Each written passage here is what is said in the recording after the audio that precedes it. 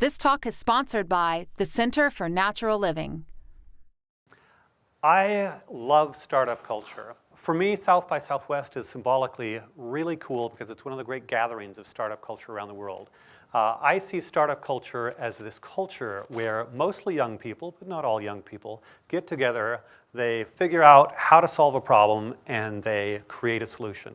My favorite definition of an entrepreneur is somebody who stays awake at night thinking about what sucks, and then how do you fix it?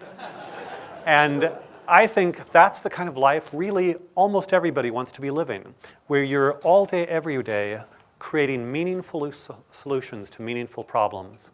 And the more we can shift from a world of 7 billion people, most of whom are suffering, to a world of 7 billion people who are engaged in creative flow every day that makes the world a better place, the richer and more meaningful all of our lives will be.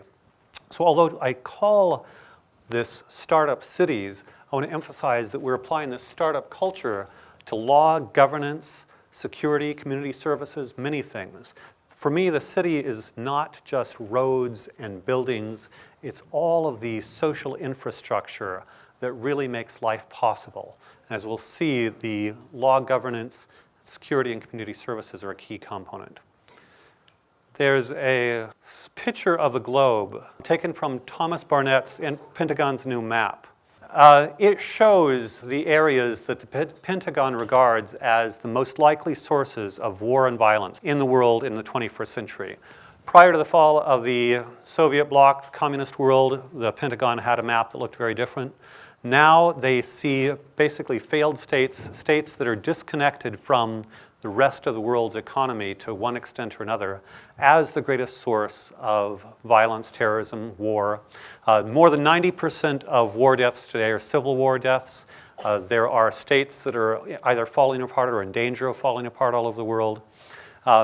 If we have a nuclear terrorist, odds are the nuclear terrorist would come from one of these countries or receive support from one of these countries. So for me, while I love startup culture and the coolness of startup culture, there's also a very serious aspect of this, where if we don't solve some very serious global problems soon, the lives of all of us could be at risk. The fall of the Soviet Union was a great thing in terms of world peace, but it's still a pretty scary place out there. Happily, I believe the startup culture can be applied to solve fundamental world problems. There's a blogger who described Steve Jobs as the greatest entrepreneur of our era. This is before he died. He said, but the thing with Jobs is he's making great toys. I love my iPhone. I love it. I love my iPad. I love all the Apple devices I have. But when we've got things like poverty and war on a global scale, I'm sad to admit that to some extent, even the great achievements of a Steve Jobs are toys. All of the wonderful tech innovations are great, but we've got really big problems. Why can't we take startup culture, which is brilliant, and solve problems with them? So one of the ways in which we're talking about doing this is moving from zone for poverty to zone for prosperity. One of the things that not everybody is aware of, but I wish they were, was that poor countries are poor because of their legal systems. Some of the typical examples are North Korea versus South Korea, East Germany versus West Germany. It's exactly the same culture, but in one country, prosperity, in another country, poverty. You can take a Cuban or a Jamaican or a Mexican who comes to the US. Odds are their income will be 10 times higher, 50 times higher, 100 times higher than it was in their home country. Quick story of a Mexican man I know. Monaco, unemployed, uneducated, young Mexican man, moves to the United States illegally, manages to get to Alaska, works as a dishwasher in a restaurant illegally, works as his way up to a waiter in a restaurant illegally. After he's a waiter in the restaurant, he manages to charm a woman and they fall in love.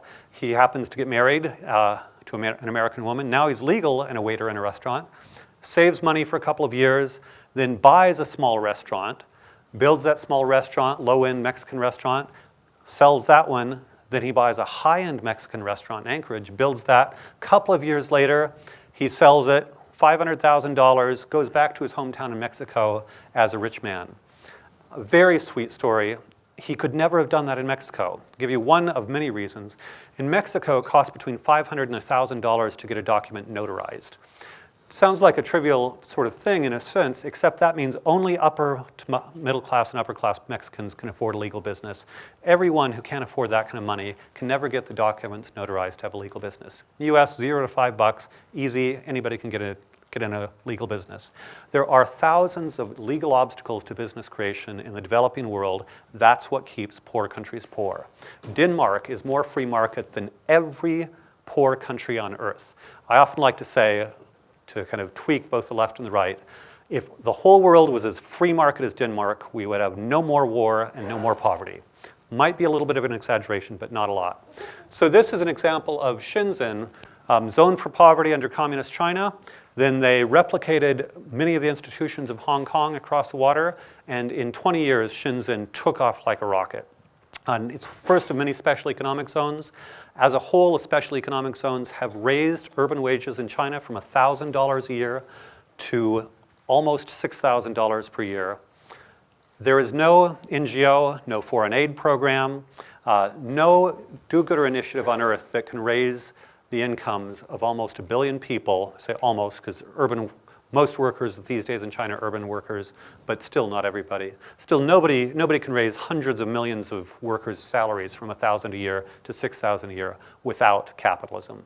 So the special economic zones in China are a case study of what happens when you rezone from poverty to zone for prosperity.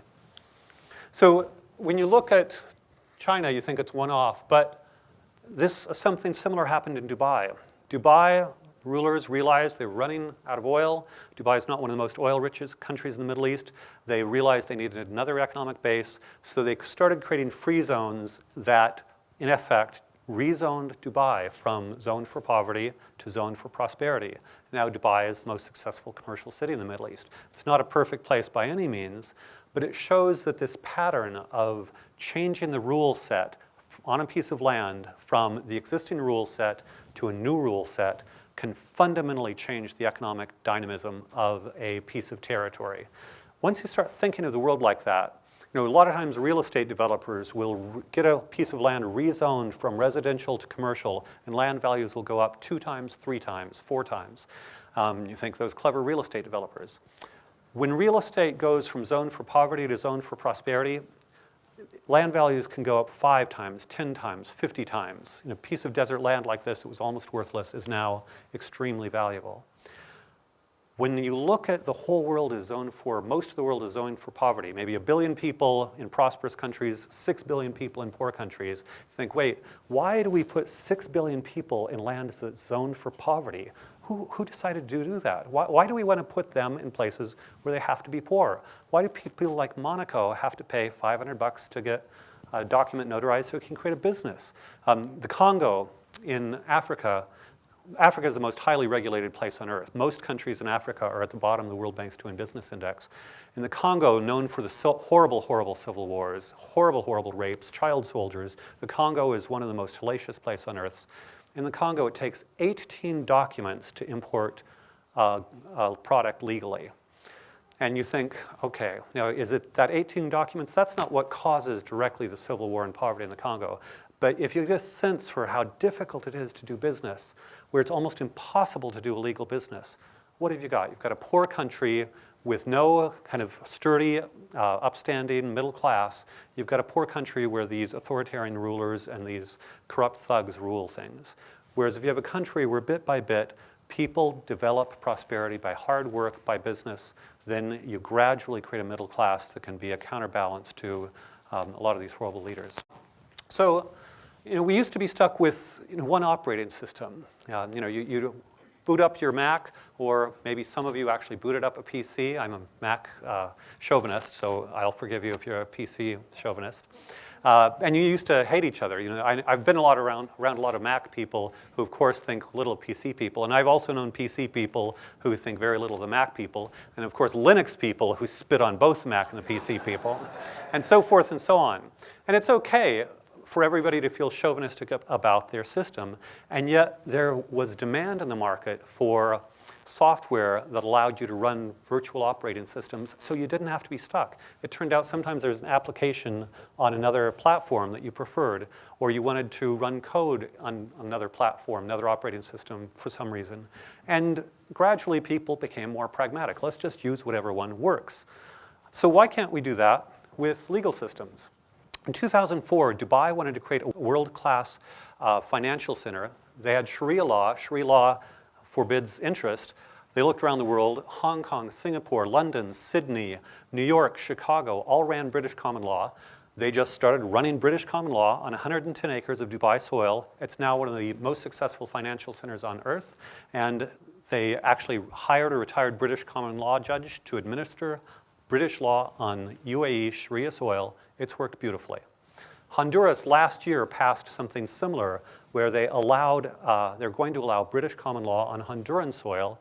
I was involved in getting a project going there. It was overturned by the Supreme Court. Now they're starting to do this again.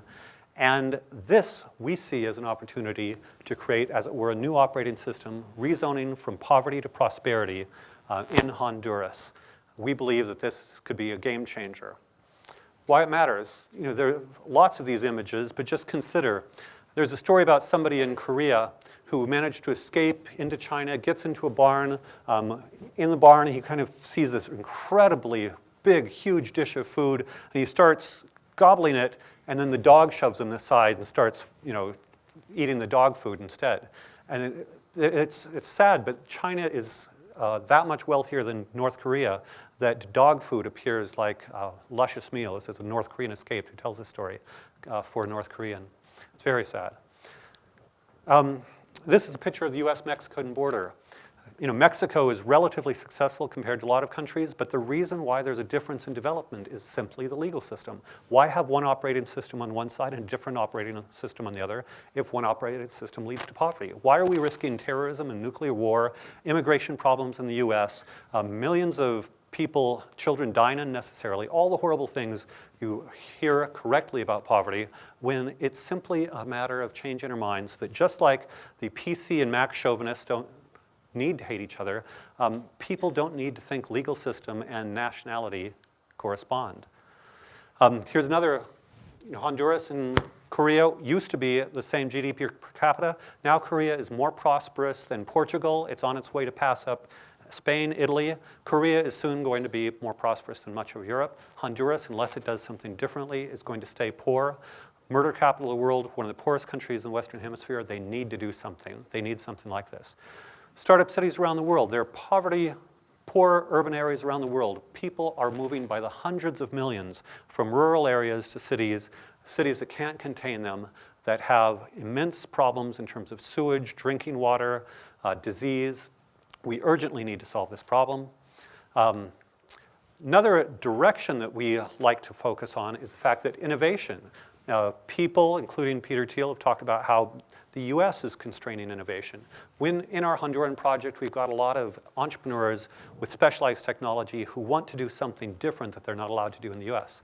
Finally, the part that excites me most, I started out as an education entrepreneur. I've created interesting schools in the US, but I find there's not enough freedom in the US to create the schools I want to create. I'm most excited about these new entrepreneurial operating systems so I and others can create fantastic schools, better mental health solutions, better child protective services solutions. For me, just like the creativity that right now is going into thousands and thousands of websites, I love all the cool websites. I can't keep up with all the cool websites. What if we put that startup energy, instead of just into tech goods and websites, into solving fundamental human problems? The best and brightest of our generation and the next generation gets together for startup weekends, not only to create a new web company, but to create a new way to raise healthier, happier human beings that have healthier, happier, more positive human lives. Thank you.